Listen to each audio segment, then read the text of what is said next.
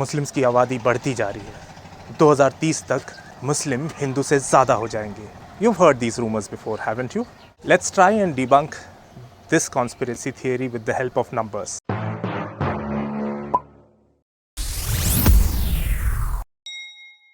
This guy posted a comment on my Hindu Khatre Mein Hai video saying, have you googled the population numbers by religion between 1947 and 2023?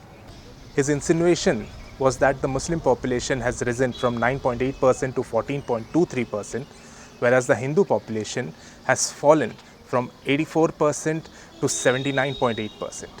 Fallen. I'm saying that word again so that you remember when we are actually looking at the population numbers. Propaganda chintus will keep telling you that the Hindu population is falling, but the numbers tell you a different story, a lot less scarier story. Look at this table.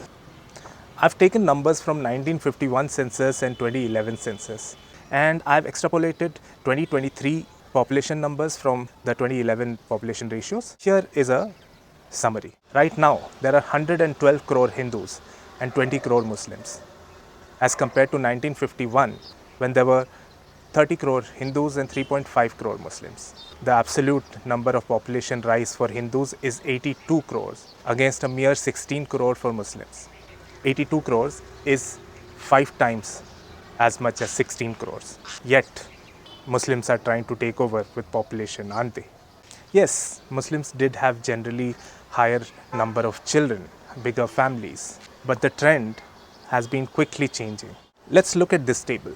The total fertility ratio of Hindus and Muslims against India's average in the last 30 years.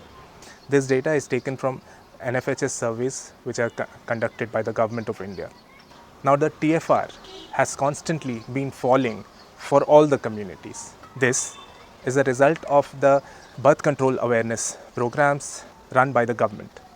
Now it is curious to see that between 2001 and 2011, the fall in the TFR for Muslims has been higher than that of Hindus and even national average. It has been noticed that bigger families is not a trend that is exclusive to Muslims.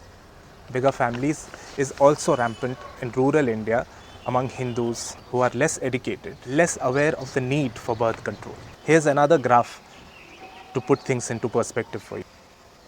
Many Muslim priests have been working to bring about positive change in the matter of population control in the mostly conservative Muslim community. Maulana Khalid Rashid of Lucknow Eidgah says that there is a misconception among Muslims that Sharia prohibits family planning.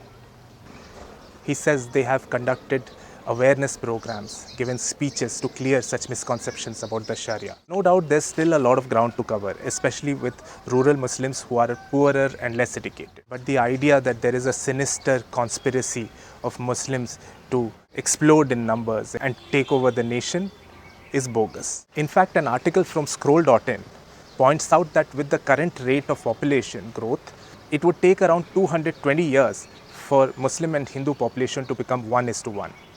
In fact, more realistically, both the growth numbers would decrease, the population would plateau and even decline. NFHS 5 also sheds light on some other myths about Muslims and their contribution to population.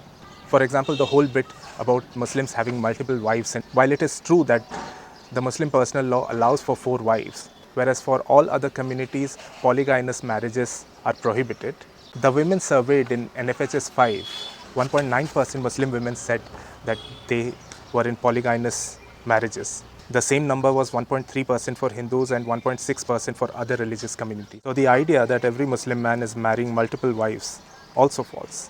You see, I will enclose links to all the articles that I take my data from. And I really hope you take out the time to read it. Misinformation isn't rampant because the truth isn't readily available. It is because most people don't want to believe the truth, as it does not align with their existing biases. This has to change.